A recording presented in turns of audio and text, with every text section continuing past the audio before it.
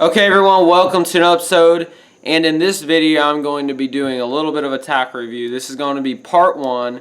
I know a lot of you guys have been wanting this video for a while. Wanted an update on, if any rods change, if I've switched out some tackle, and if I've changed, how I load the boat and such like that. So in this video I'm going to go over that. I probably won't get it all done in one video, so like I said, this will be a part two. So I hope you guys enjoy the video. Okay, so we are still running the 2013 Bass Tracker 175 TXW. If you want to watch my review when I very first got the boat a few years ago, you can click up in the top left hand corner. I'll have a link going to that video as well.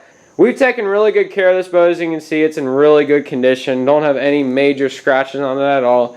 And this is honestly a really good boat. It's our first bass boat that we've had, and I really enjoy it. We've caught some nice fish out and had some unbelievable trips in it. Definitely have a lot of memories in this boat right here.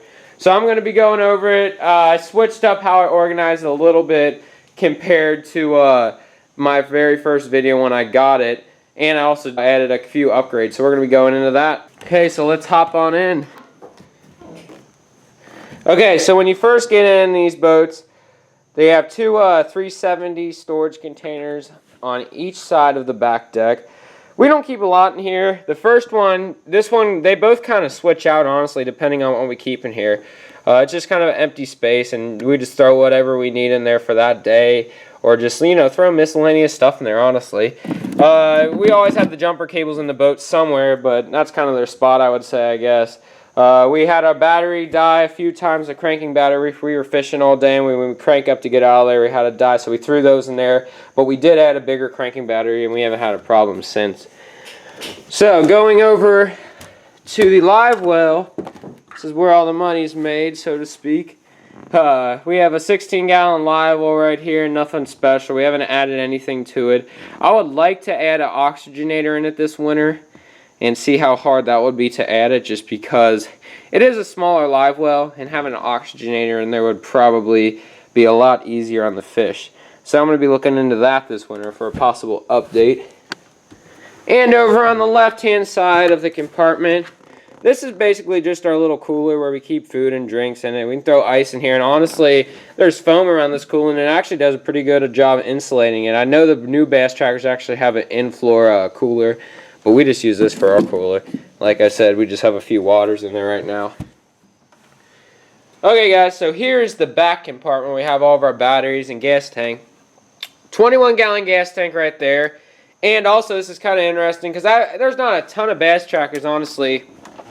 A lot of 175s that have a 24-volt system. So this is how we had it rigged out. Like I said, we did buy a bigger cranking battery, so we didn't have that problem with draining the cranking battery and have to jump our battery to get the motor started. There's a 24-volt system, how we got it factory installed. Basically, we have, let me show you, get a better angle at it. We have two of our batteries right there, and we have another one going that way. So, I mean, it's a little tight, I would say, but I mean, it's definitely doable, and it's really no problem at all to do it. And there's 3 interstate batteries.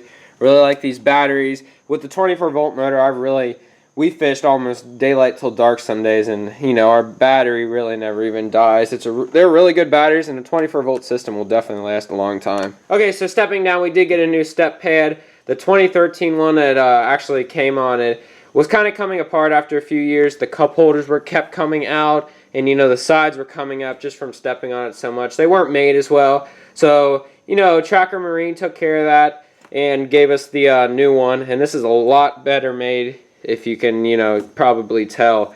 Probably because, more people that use the older seats had the same problem. But this one's really nice, and it feels a lot more solid. So stepping down, you have storage underneath of the seats. We just carry a lot of miscellaneous stuff on here. Most of it's just tools and, stuff like that. I have some glasses like ropes, paddle, my weighing bags under there. I don't even know everything that's under here. These 2 boxes have tools in it and a lot of spare stuff like bolts and light bulbs, flags, flares I see in there. I don't even know, boat wax, a lot of stuff. Most of this stuff my dad has put in here. It's just a lot of stuff, that you'll use in case something goes wrong or to clean up the boat, and, just safety equipment and stuff like that. I got a seat post under there the boat mods to run the motor. Under the driver's side, first aid kit. It's kind of messy, I'm sorry. First aid kit though. I guess a set of little screwdrivers. There's actually an Alabama rig under there. GoPro mount. Our lights are under there. Our boat keys are under there. So coming over in the cockpit, standard bass tracker cockpit. This is new since my last video. We have a Lowrance Elite 7 HDI ram mounted. It's a pretty nice unit for the money, honestly. We fished offshore with it a lot. You know, several trips. You know, we pretty much fished exclusively offshore, and we caught fish using this. So it's a good unit for the price for sure.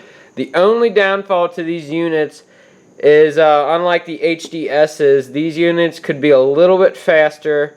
You know, maybe this is an older model, so maybe the newer models have a little bit faster processor in it, but that's the only thing I don't like about these units is, you know, loading your maps and stuff like that. It could be a little bit faster, but like I said, for the price, it's still a good unit. Okay, so going up to where the fishing action happens, and this, have my rods, have about half my rods in here right now. Basically, if you've noticed, I've swapped out a lot of my rods. If you guys are looking for any rods to buy, I have my older miscellaneous rods up for sale right now. I'll put my email in the description. You guys can email me if you're interested on knowing what kind of rods I have for sale. So like I said, check that out. But right now, pretty much the only rods I'm running right now are Powell Endurances, which are my favorite rods that I've ever used, so I can't get rid of those, and Falcon rods. Falcon is, I've been trying them for the past month, and I really enjoy using them. I'm not affiliated with them at all. I think they're just a really good rod. And pretty much on that, I have a few different brand reels, but most of them are just Garcias and Shimano's. I have a few Bass Pros, but there we go right there. Like I said, part 2 will be more in depth on my tackle, I guess. And over here, I just got a few more rods laying out that I wasn't bringing to our last trip. Okay, so in the left compartment we got our tackle. Here's just a quick view. Like I said, in a week or so. So in the left compartment we got our tackle. And here, this is where we keep all of our tackle that are in, you know, the utility boxes. Like I said, in a week or so, I'll be going in depth on what are in these boxes, but it'll be a really long video to do that all in one. So here's just a quick view on the tackle, and I keep these 2 bigger ones on top. One of them has robo worms in it, and the other is my swim bait box. And moving over, these 2 reels right here, if you're interested why they're laying out, is I have to get 2 more rods for them. Okay, so going over to the right compartment, I kind of thinned out on the plastics I bring.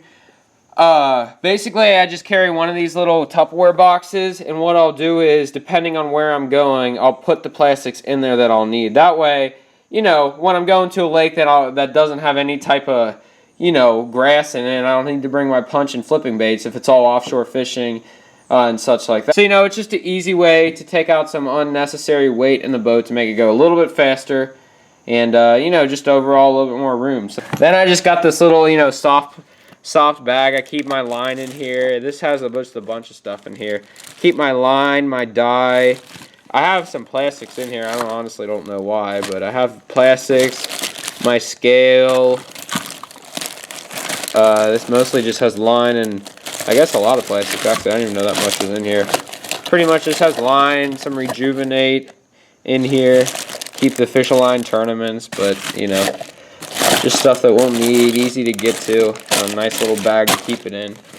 And then I got some rain gear under there. And that's about it, guys, honestly.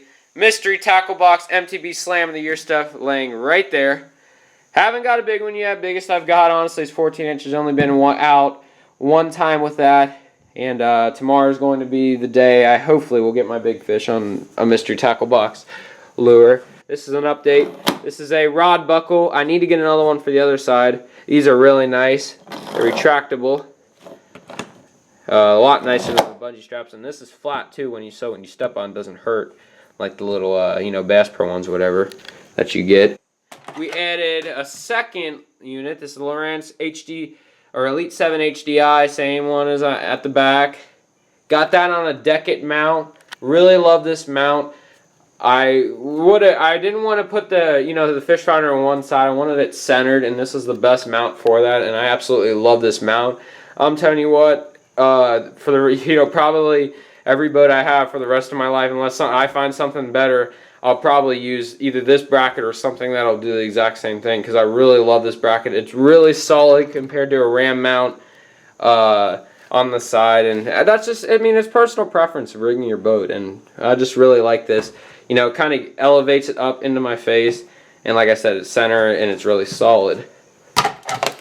So, the trolling motor we updated as well. This is a Minn Kota Maxxmum, 70-pound thrust, 24-volt system. This thing really pulls this boat along. We fish a lot of electric legs, and the 55 that we had on here just wasn't cutting it. So this is a really solid motor, and we got that little stabilizer on it, which makes that thing absolutely solid in the waves. So really good motor right here, and I really haven't had any problem. Minn Kota has always been good to me, and it's just an overall solid motor. So that's about it, guys. Hope you enjoyed the video. Like I said, part 2 will be coming up in a week or two, and it'll be in depth on my tackle. So thank you guys for watching. I will see you next time on Big Bass Master 1.